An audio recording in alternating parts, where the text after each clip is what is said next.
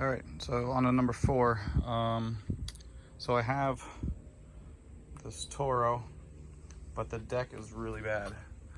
So I took the handles off and I fastened them to this one and put a cable on just so I can see if it starts. We'll see if this motor is worth anything. It's got a lot of issues here, tires. You know, where the old handles were pretty bad, but I just want to see if the motor works. If it does, you know, maybe it'll be a good little solid push mower. If not, I can always replace with the Toro motor.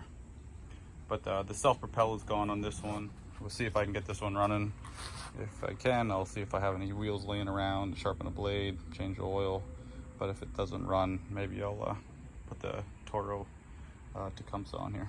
I'll let you know. All right, so I replaced the pull cord, put a new handle on, just so I can see if there's compression and spark. So I sprayed a little carb cleaner in there, and it started right up and actually continued to run. So there must be some half decent gas in there, but it ran a little bit rough. So I am going to take the carb apart. I'm going to make sure that the primer bulb works and starts on fresh gas, and then I'll get to work on the wheels, tires, and blade.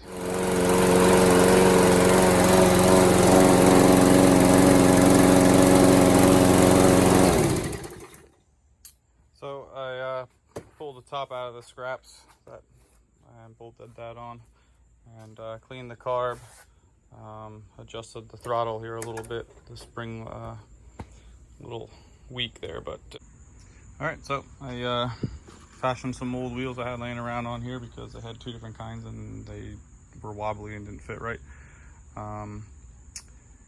Yeah, clean the carb. I'm just waiting for an air filter to come in, and I gotta change the oil and sharpen a blade, and it's all done.